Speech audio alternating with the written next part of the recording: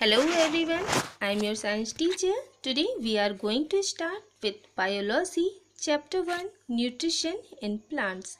In this chapter we will be discussing about some topics like first is our topic is nutrition and their subtopics are what is nutrition, nutrition in green plants, nutrition in non-green plants and last recycling of nutrients in soil. Now first is what is nutrition? Nutrition क्या है? We all know that we need food and water. हम सभी को पता है कि अपनी life को सरवाइव करने के लिए हमें फूड भी चाहिए होता है और वाटर भी. ठीक है. Food contains various nutrient. जो भी फूड हम लोग लेते हैं उसमें बहुत सारे न्यूट्रिएंट्स होते हैं like carbohydrate, fat, proteins, minerals and vitamins. ये which give us strength and help us to grow big and strong. जो हमें स्ट्रेंथ देते हैं और हमारी ग्रो करने में या हमें स्ट्रॉन्ग बनाने में हेल्प करते हैं. This process of eating a balanced diet comprising all the nutrients to stay healthy and strong in a is called nutrition. वह प्रोसेस जिसमें हम बैलेंस डाइट लेते हैं और उसकी वजह से हम हेल्दी और स्ट्रॉन्ग रहते हैं, वो प्रोसेस आपका न्यूट्रिशन कहलाता है. अब हम बात करते हैं टाइप्स ऑफ न्यूट्रिशन की. तो nutritions are there are two types, autotrophic and heterotrophic nutrition. Autotrophic nutrition क्या होता है? Make their own food. अपना फूड जो होते हैं वो खुद प्रिपेयर कर लेते हैं. ऑटोट्रॉफ्स क्या होते हैं? जो अपना फूड खुद प्रिपेयर कर लेते हैं. और ऑटोट्रॉफिक न्यूट्रिशन पाया किस में जाता है? तो एग्जाम्पल हो जाएगा आपका प्लांट्स, है ना, प्रोटिस्ट एंड सम बैक्टीरियाज. अब हेटरोट्रॉफिक की बात करें तो can not make their own food. जो अपना फूड खुद प्रिपेयर नहीं कर पाते हैं बल्कि अपनी एनर्जी के लिए दूसरे सोर्सेज पे डिपेंड रहते हैं. हम ह्यूमन बींग्स भी किस कैटेगरी में आते हैं? हेटरोट्रॉफ्स में. क्यों? क्योंकि हम भी अपनी एनर्जी के लिए किसी न किसी दूसरी चीज़ों पर डिपेंड है लाइक प्लांट्स एंड एनिमल्स. तो हेटरोट्रॉफ्स में आपके एग्जांपल्स हो जाएंगे animals, fungi and some bacterias. ठीक है. अब हम बात करते हैं न्यूट्रिशन इन प्लांट्स. प्लांट्स में किस तरह का न्यूट्रिशन होता है? तो सभी को पता है, अभी हमने एग्जांपल में पढ़ा ऑटोट्रॉफिक न्यूट्रिशन. क्यों? क्योंकि वो अपना फूड खुद प्रिपेयर कर लेते हैं. ठीक है. तो प्लांट्स की बात करें तो when we see the plants around us, जब हम अपने चारों तरफ प्लांट्स देखते हैं, we see that most plants irrespective of their size have green leaves. सभी पेड़ पौधे जो हम देखते हैं अपने चारों तरफ वो डिफरेंट साइज के होते हैं. कोई छोटे होते हैं, कोई बड़े होते हैं, है ना. कोई बहुत स्मॉल स्टेम्स होते हैं, बहुत थिन स्टेम्स होते हैं, है ना. किसी का बहुत स्ट्रॉन्ग, बहुत मतलब हार्ड स्टेम होते हैं. तो डिफरेंट टाइप ऑफ प्लांट्स हम लोग अपने चारों तरफ देखते हैं. और सबसे बड़ी बात कि हम उन प्लांट्स में ग्रीन लीव्स देखते हैं. ठीक है. Plants are green in colour because of the presence of a pigment called chlorophyll. अब ये ग्रीन लीव्स जो है वो ग्रीन क्यों दिख रहे हैं, है ना. क्यों? क्योंकि इसमें एक पिगमेंट पाया जाता है जिसे क्लोरोफिल कहते हैं. तो आपसे पूछा जा सकता है कि प्लांट्स का कलर ग्रीन क्यों होता है? Because presence of a pigment. Pigment की वजह से. वो पिगमेंट कौन सा होता है? क्लोरोफिल. ठीक है. तो पेड़ पौधों का रंग हरा किसकी वजह से होता है? क्लोरोफिल की वजह से होता है. Green plants are unique in this world because they are capable of making their own food, है ना. ग्रीन प्लांट्स जो होते हैं हमारे संसार में सबसे यूनिक माना जाता है. क्यों? क्योंकि इसके अंदर ही एक ऐसी कैपेसिटी होती है जो अपना फूड खुद प्रिपेयर कर लेते हैं. This is why they are called autotrophs. इसीलिए उनको ऑटोट्रॉफ्स भी कह सकते हैं हम लोग. ठीक है. All they need in sunlight, air and water. जो प्लांट्स होते हैं वो अपना फूड प्रिपेयर करने के लिए खुद तो बनाते हैं बट उनको फूड प्रिपेयर करने के लिए सनलाइट, एयर और वाटर की नीड होती है. इनकी प्रेजेंस में ही ये अपना फूड प्रिपेयर कर सकते हैं. Green plants manufacture their own food from carbon dioxide and water in the presence of sunlight and chlorophyll.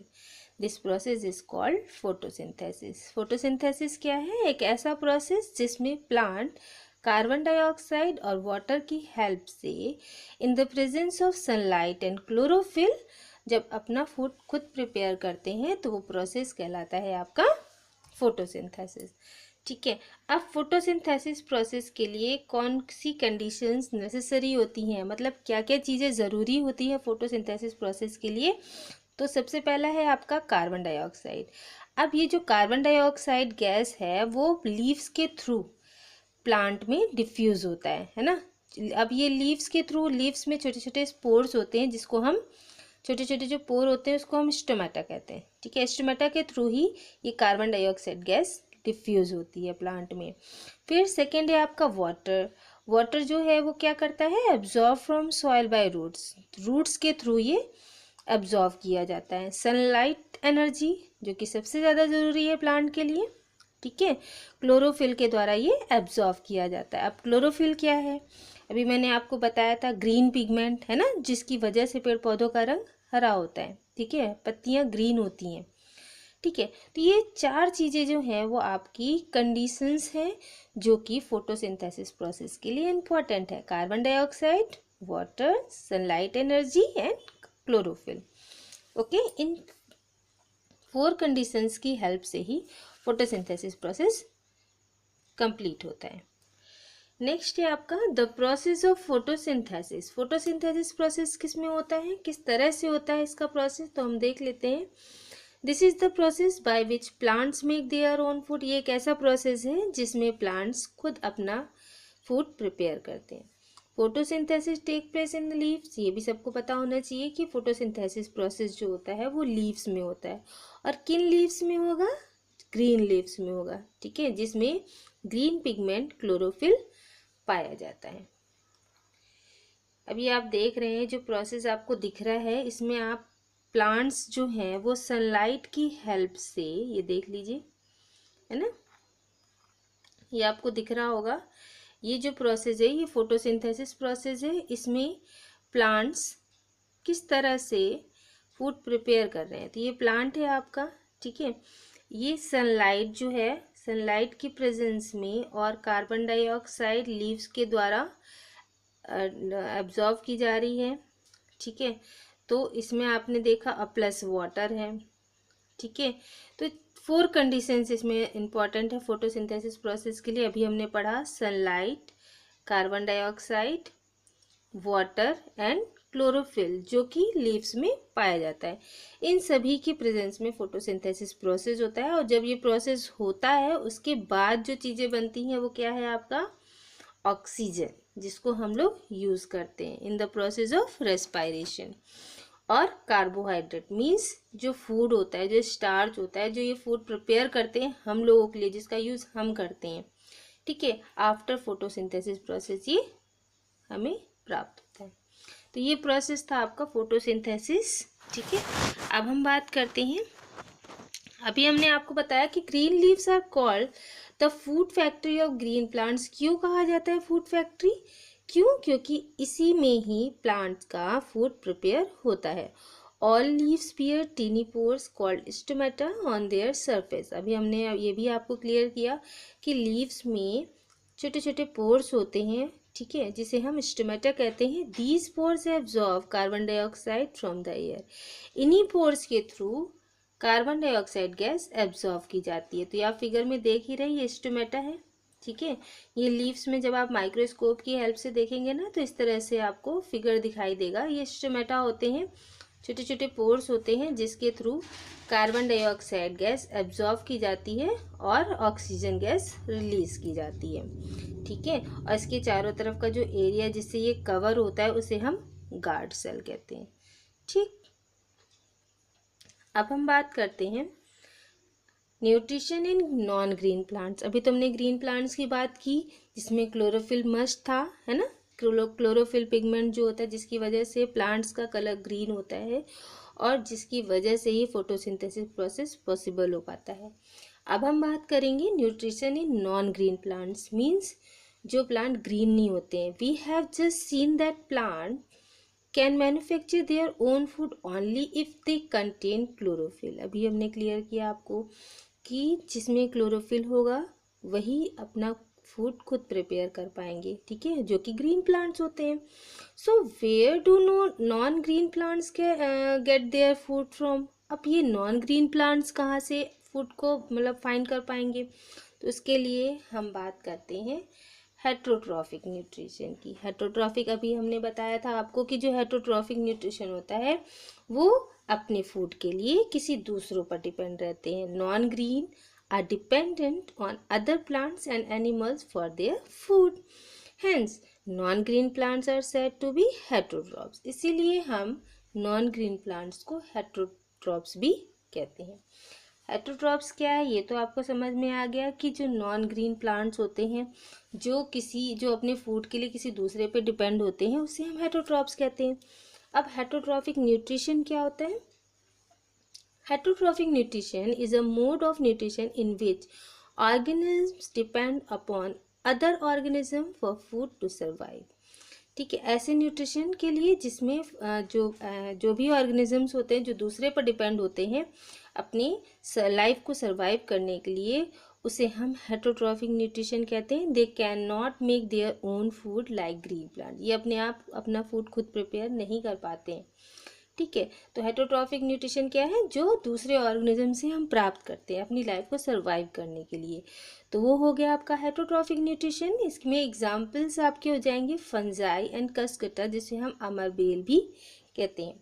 ये हेटरोट्रॉफ्स होते हैं और इनमें जो न्यूट्रिशन होता है वो हेटरोट्रॉफिक होता है। मीन्स ये अपनी लाइफ को सरवाइव करने के लिए किसी दूसरे पर डिपेंड रहते हैं। ठीक है, तो हम देख लेते हैं। हमने यहाँ पर हम हेटरोट्रॉफिक न्यूट्रिशन की बात करें तो हेटरोट्रॉफिक न्यूट्रिशन जो होते हैं देयर आर 4 टाइप्स। हेटरोट्रॉफिक में आपकी कैटेगरी में आ जाएगा parasitic mode of nutrition, insectivorous mode of nutrition, saprophytic and symbiotic. ठीक है, तो इसको स्टेप बाय स्टेप हम क्लियर करते चलेंगे। तो सबसे पहला हमारा आता है parasitic mode. Plants that are completely और partially dependent on other plant. ठीक है, ऐसे प्लांट जो दूसरे प्लांट पर अपनी न्यूट्रिशन के लिए डिपेंड होते हैं, है ना, कंप्लीटली भी हो सकते हैं पार्शियली भी हो सकते हैं, उसे हम पैरासिटिक मोड ऑफ न्यूट्रिशन कहते हैं। ठीक है, और जिस पे डिपेंड होते हैं उसे होस्ट कहते हैं। In a parasite host relationship it is the host that uses all that hard work. जो होस्ट होता है वो हार्ड वर्क करता है, and the parasite that benefit from, और पैरासाइट उसका फ़ायदा उठाता है। ठीक है, तो पैरासिटिक मोड ऑफ न्यूट्रिशन में आपका सबसे अच्छा एग्जाम्पल का होगा आपका कसकटा, जिसे हम अमरबेल कहते हैं। यहाँ पर आप फिगर में देख रहे हैं कि जो कसकटा होता है, जो अमरबेल होता है, वो अपनी न्यूट्रिशन के लिए किसी दूसरे प्लांट पे डिपेंड है ना। यहाँ पर आप देख रहे हैं ये आपका अमरबेल है। ठीक है, अब ये अपना फूड खुद प्रिपेयर नहीं कर रहा है, ये जिस प्लांट के ऊपर ये इस तरह से राउंडेड है ना, जो कवर किया हुआ है, बेल के फॉर्म में है, ये इस प्लांट से अपना फूड न्यूट्रिएंट्स ले रहा है। ठीक है, इसलिए इसे हेटरोट्रॉफिक न्यूट्रिशन या पैरासिटिक का मतलब होगा किसी दूसरे पर रहकर अपना न्यूट्रिशन फाइंड करना। ठीक है, अब हम बात करते हैं सैप्रोफिटिक मोड ऑफ न्यूट्रिशन की। अब ये सैप्रोफिटिक में क्या है? The mode of nutrition in which organisms feed on dead and decaying, यानी कि ऐसे ऑर्गेनिजम्स जो किसी सड़े गली चीज़ों पर रहकर अपना न्यूट्रिशन फाइंड करते हैं। ठीक है, उसे हम सैप्रोफिटिक मोड ऑफ न्यूट्रिशन कहते हैं। In saprophytic mode of nutrition the vital nutrients required for their body are collected from dead and decaying matter. Means कुछ ऐसे ऑर्गेनिजम्स होते हैं जो डेड और डिके यानी कि सड़े गली चीज़ों पर रहकर अपना फूड अपना न्यूट्रिशन फाइंड करते हैं या अपना लाइफ सरवाइव करते हैं, अपने न्यूट्रिएंट्स की रिक्वायरमेंट को पूरी करते हैं, उसे हम सैप्रोफिटिक मोड ऑफ न्यूट्रिशन कहते हैं। ठीक है, इसके कुछ एग्जांपल्स हैं fungi, Rhizopus, east and mushroom. ठीक है, ये डेड और डिके ऑर्गेनिजम्स पे रहकर उनके ऊपर रहकर ही अपनी लाइफ को सरवाइव करते हैं, अपनी न्यूट्रिशन की रिक्वायरमेंट को कंप्लीट करते हैं। ठीक है, तो ये था आपका सैप्रोफिटिक। अब हम बात करते हैं इंसेक्टिवोरस मोड ऑफ न्यूट्रिशन की। इंसेक्टिवोरस, मतलब इंसेक्ट की बात की जा रही है, जो इंसेक्ट को फीड करते हो। ठीक है, जो इंसेक्ट को खाते हैं। Insectivorous plants are the one that derive most of their nutrition by trapping the insects and consuming the insect. Insect की हेल्प से अपनी न्यूट्रिशन को पूरा करते हैं। जैसे आपने देखा होगा कुछ प्लांट्स ऐसे होते हैं जो इंसेक्ट्स को खाकर, है ना, अपनी न्यूट्रिशन की कमी को पूरा करते हैं। जैसे इसके एग्जांपल्स हैं आपके पीछे plant Venus fly trap, bladder worm, ठीक है, और भी बहुत सारे एग्जांपल्स हैं। ये ऐसे प्लांट्स होते हैं इंसेक्टिवोरस प्लांट्स, इसीलिए इनको कहा गया क्योंकि ये इंसेक्ट को कंज्यूम करते हैं, ठीक है, कंज्यूम कर अपनी लाइफ को कंप्लीट, अपनी न्यूट्रिशन की कमी को पूरा करते हैं। किसके थ्रू? इंसेक्ट के थ्रू। जैसे ही इंसेक्ट इनके कांटेक्ट में आता है ये इन्हें अपने अंदर एब्जॉर्ब कर लेते हैं, उनको खा लेते हैं, जिसकी वजह से इनकी न्यूट्रिशन की कमी को पूरी की जा सकती है। तो ये था इंसेक्टिवोरस जो इंसेक्ट्स के थ्रू अपनी न्यूट्रिशन की कमी को पूरा करते हैं। अब हम बात करते हैं सबसे important symbiotic mode of nutrition. ये क्या होता है? The symbiotic mode of nutrition enable to organism to maintain mutually beneficial relationship with each other. अब जो सिम्बायोटिक रिलेशनशिप है उसमें आपका इसमें जो न्यूट्रिशन होता है, इसमें जो भी ऑर्गेनिजम्स होते हैं, कोई दो ऑर्गेनिज्म होते हैं जिसमें एक दूसरे की हेल्प से ये अपनी न्यूट्रिशन की कमी को पूरा करते हैं। मतलब अभी तक आपने देखा कि दो मतलब जिसके ऊपर कोई ऑर्गेनिज्म रह रहा है, ठीक है, उसको नुकसान पहुंचता है, बट जो रहता है उसको अपनी रिक्वायरमेंट पूरी हो जाती है, ठीक है। लेकिन जो सिम्बायोटिक रिलेशनशिप होता है उसमें जो दो ऑर्गेनिज्म एक दूसरे के ऊपर रहते हैं वो क्या करते हैं? दोनों ही एक दूसरे के लिए हेल्पफुल होते हैं, ठीक है। बेनिफिशियल रिलेशनशिप इसीलिए कहा जाता है इन्हें। क्यों? क्योंकि इसमें दोनों को फ़ायदा होता है। जैसे आपका लाइकेन है, इसमें एल्गी और फंजाई की बात की जाए तो एल्गी जो होता है वो ग्रीन होता है, ठीक है, ये फूड प्रिपेयरिंग का काम करता है। बट जो फंजाई होता है वो इसको वाटर, शेल्टर और जो अदर न्यूट्रिएंट जो उनको नहीं मिल पा रहा है एल्गी को, वो फंजाई पूरी करता है। मतलब मिलजुल कर ये अपनी रिलेशनशिप को पूरा करते हैं, जिसमें दोनों को ही फ़ायदा होता है। दोनों ही बिना एक दूसरे के अपनी लाइफ को सर्वाइव नहीं कर सकते, ठीक है। तो उसे हम सिम्बायोटिक रिलेशनशिप कहते हैं, मीन्स बेनिफिशियल रिलेशनशिप, ठीक है। दोनों ही एक दूसरे को फ़ायदा पहुंचाते हैं। ये आपका लाइकेन देख रहे होंगे आप, लाइकेन का फिगर, ठीक है। इसमें फंजाई और एल्गी दोनों मिलकर अपनी लाइफ साइकिल को कंप्लीट करते हैं, दोनों ही एक दूसरे को फ़ायदा पहुंचाते हैं। दोनों के जो कंबाइनली रिलेशनशिप है उसे हम क्या कहते हैं? लाइकेन कहते हैं। अब हम बात करते हैं recycling of nutrients in soil. Soil में जो न्यूट्रिएंट्स होते हैं उनकी रिसाइकलिंग कैसे होती है, किन प्रोसेसेस से होती है? Green plants can make their own food and non-green plants depend on other for their food. ये सभी को पता हो गया, ठीक है। Whatever additional nutrients these plants need, they absorb from the soil.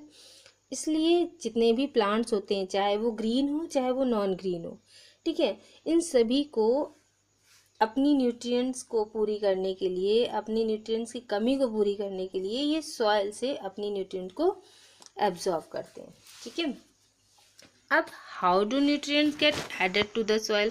Soil में न्यूट्रिएंट्स का एडिशन कैसे होता है? तो देयर आर सम वेज, बहुत सारे तरीके हैं, कुछ इम्पॉर्टेंट वेज दिए हुए हैं, जिसमें फर्स्ट है आपका nutrients are replenished in the soil by adding fertilisers and manures. Fertilisers and manures contain plant nutrients and minerals like nitrogen, phosphorus and potassium.